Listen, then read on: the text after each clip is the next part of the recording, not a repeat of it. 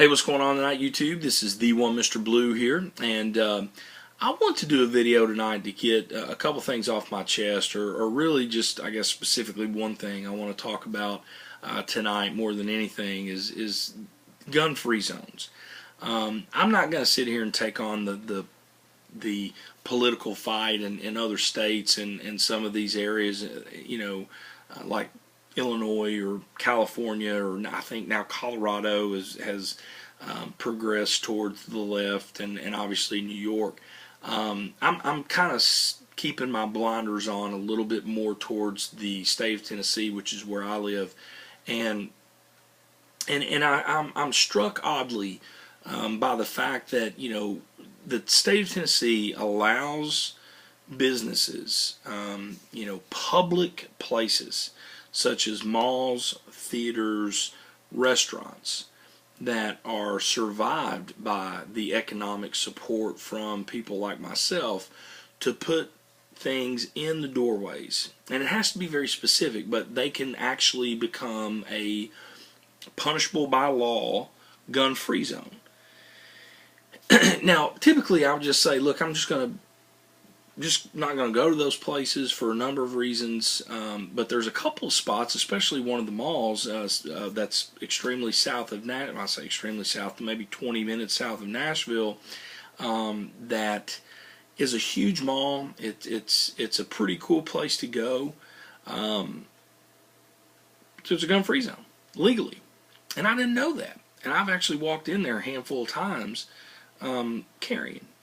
Now, I think this has been fairly recent because all the information and all the stuff that I have read specifically to the state of Tennessee reads that if a business or entity wants to become a gun-free zone, there are certain things, a certain verbiage that business or person or people have to put on all the major entrances and exits in their business. And it has to have the legislation, the bylaw numbers, a sign with a gun and the slash. Now, the cool thing is you can't just say, hey, it's a gun-free zone, you're not welcome here, and it's not legal or punishable by law.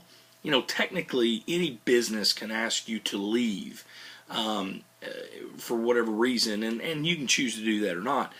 However, there are businesses that can do it legally, and I'm a bit mind-boggled by that. Especially, again, we're here in Tennessee, it's the South, we hunt, we fish, we say ma'am, all that good stuff. I mean, it's just, I just don't get it. And so I've actually, some of you may be asking, well, what are you doing besides making a YouTube video about it? And my answer to you is I continuously reach out to my legislators.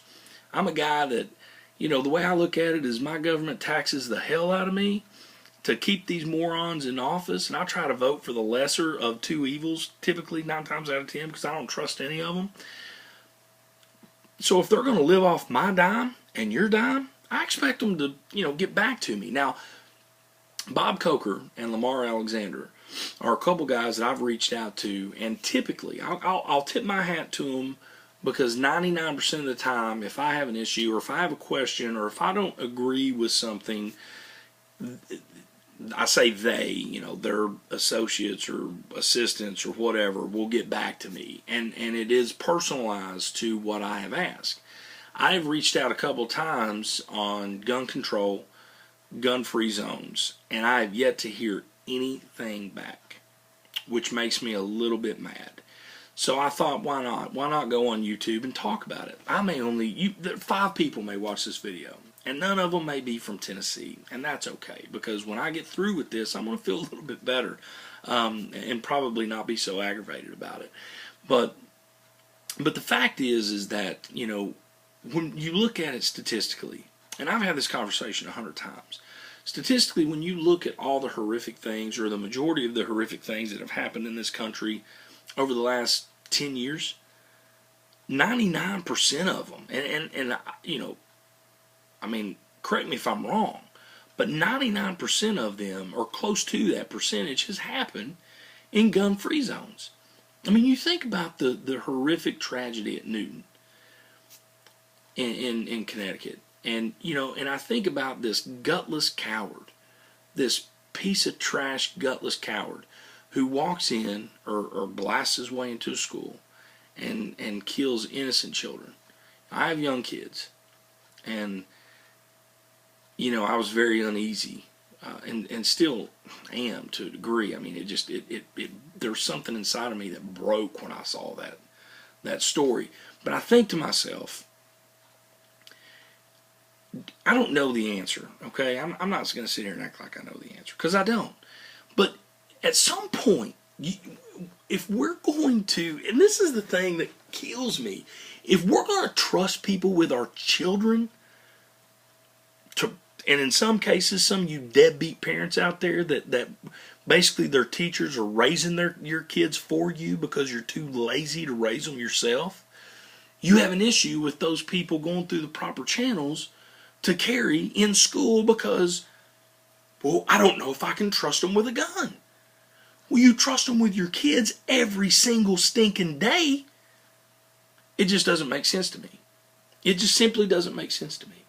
Again, I'm not saying that's the right answer. I'm not saying that we need to put guns in everyone's hands that teach or what have you.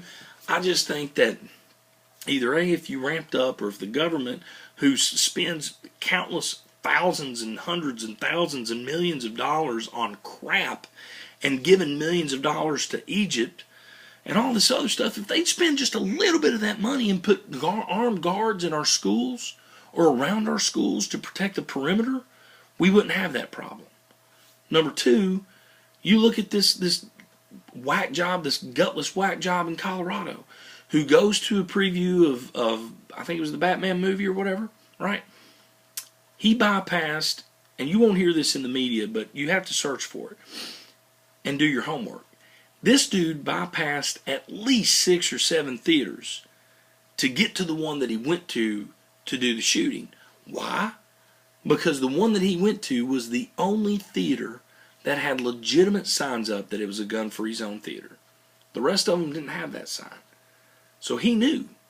As crazy as this dude is, he realized that to pull off what he wanted to pull off, he had to go to an area where people were more likely not to be able to protect themselves with firearms. And the list goes on and on and on. And so I'm sitting here thinking to myself, do I want to support a business economically with my hard-earned money that won't allow me to protect my wife and my kids if something were to happen? Because I'm not allowed to carry my firearm into that business? And the answer is no. I'm not going to go back to that mall. I actually went and had lunch with some family a few weeks ago at an Outback, and it wasn't until I left to go get the car and come back and walk in and help my wife get the kids out that I noticed this little itty-bitty sign that said, although we fully understand and support the, Second Amendment rights of firearm owners, you're not welcomed here, in short, is what it said. And I was carrying. I didn't see it on the way in. It was itty-bitty. It was small. It was beside the door. And I got in the car and I told my wife, I said, I don't know that I'll ever eat here again. She was like, why? Was it bad? Did you find a hair in your food? What was going on? I was like, it's a gun-free zone. And she was like, what? I was like, it's gun-free zone. And she started to come around. She gets it. But it was funny. And I told her, I said, and really what makes me mad, more so than that, is the dude that started Outback is from Kentucky. Huh? And you got a gun-free zone business? What's wrong with you? Making us look bad, dude.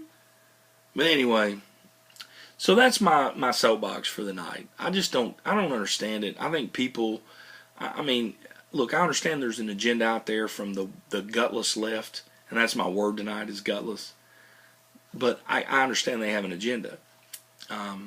But we need people who are willing to do the right thing, stand up, make the right calls, make the emails, reach out to your legislators and your state reps and those types of people, make your voice heard.